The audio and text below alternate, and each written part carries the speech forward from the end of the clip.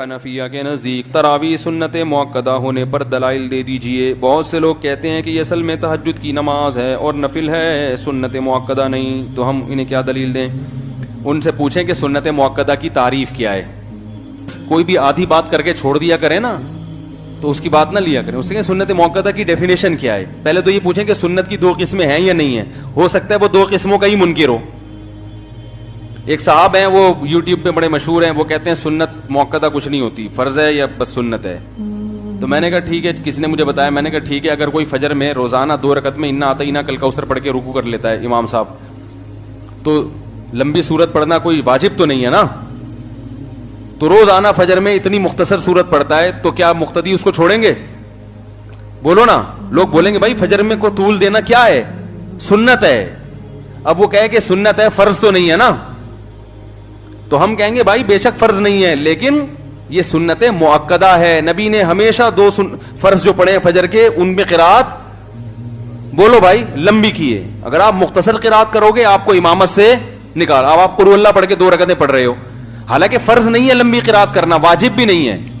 تو سنت مؤکدہ کا مطلب کیا ہوتا ہے کہ یہ نہیں کرو گے تو قابل ملامت. لوگ ملامت کریں گے امام صاحب تھوڑی سی لمبی قرات کیا کریں, یہ انا اعطیناک فجر میں نہیں چلے گی, مغرب میں ٹھیک ہے.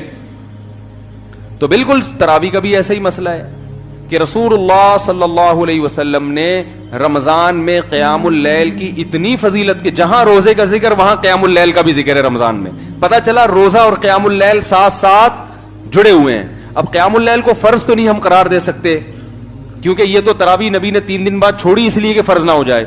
تو کم سے کم درجہ اس کا کیا ماننا پڑے گا؟ سنت مؤکدہ. کیونکہ اگر اس سے بھی کم لے گئے پھر اس میں اور عام دنوں میں کوئی فرق نہیں رہے گا. یعنی پھر عام دنوں میں رات کی نماز میں اور رمضان کی رات کی نماز میں کوئی فرق نہیں رہے گا.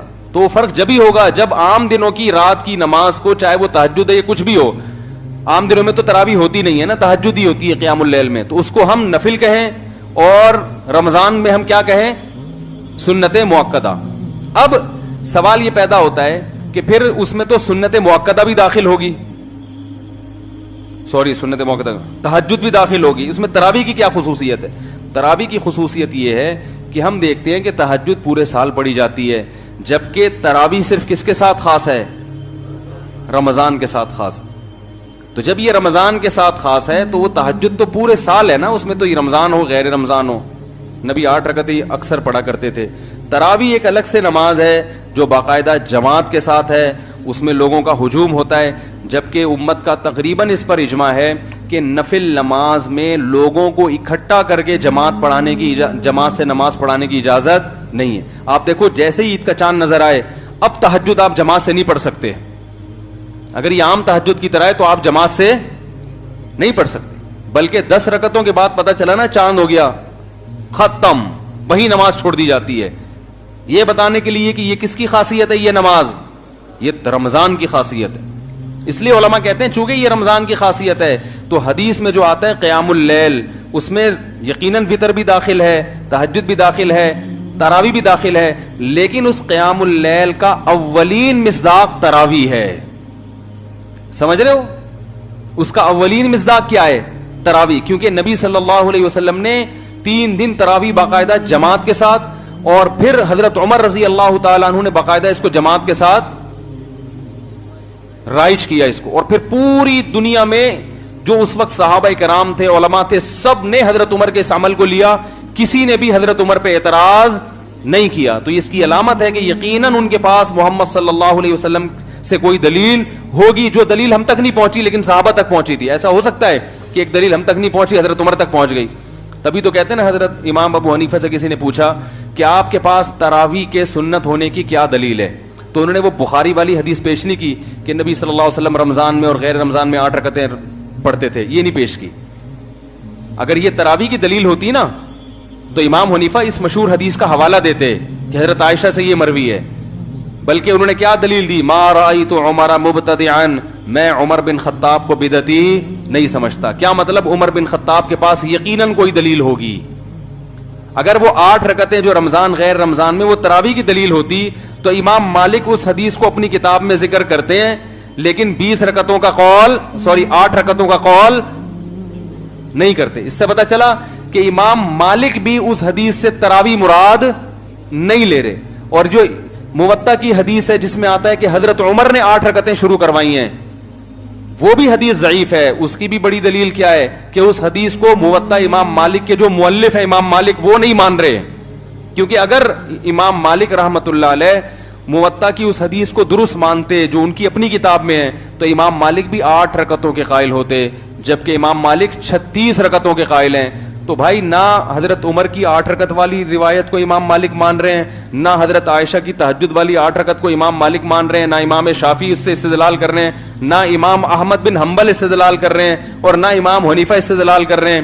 اور استدلال کر رہا ہے کوئی اس زمانے کا کوئی انجینئر استدلال کر رہا ہے, تو یا تو وہ چاروں کی فہم غلط ہے, اور آج کے دور کے پلمبر اور انجینئروں کو اللہ نے بے پناہ علم اور فراست عطا فرمائی ہے, یا پھر یہ غلط ہے اور وہ کیا ہے, وہ صحیح ہے. تو ایک شاعر ہے نا, شعر ہے نا, بتاؤ تم کس کا ساتھ دو گے, وہ سنی ایک نظم, ادھر ہے نفرت ادھر, وہ ایک نظم تھی, ادھر خدا ہے اور ادھر ہے نفرت وغیرہ وغیرہ ایسا کر کے. تو ایک ایسا طرز عمل جس سے تمام مجتہدین پر سے اعتماد ختم ہو رہا ہو وہ زیادہ بہتر ہے, یا قرآن و سنت کی ایسی تشریح کی جائے جس سے مجتہدین پر اور زیادہ اعتماد پیدا ہو رہا ہو. تو حضرت عمر نے جو شروع کروائی وہ بھی قیام اللیل ہے, تہجد بھی قیام اللیل ہے, اور وطر بھی قیام اللیل ہے. لیکن جب رمضان میں قیام اللیل کی بات آئے گی تو سب سے پہلے ذہن کہاں جائے گا, اس نماز کی طرف جو رمضان کے ساتھ خاص ہے, اور وہ تراویح ہے.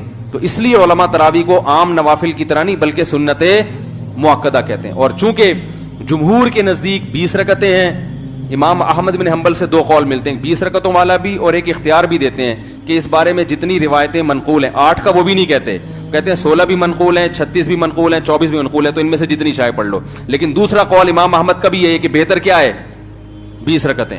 مختار ان کے نزدیک بھی ہے, اور باقی تینوں ائمہ سے تو صراحت ہے 20 رکعت سے کم کا کوئی قائل نہیں ہے.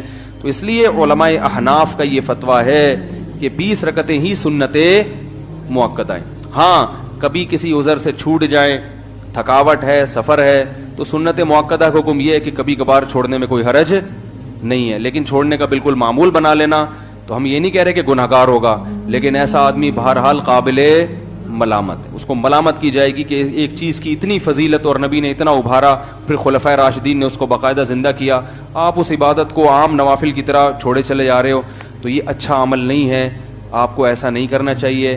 مسلمان ہو, آپ پر یہ چیز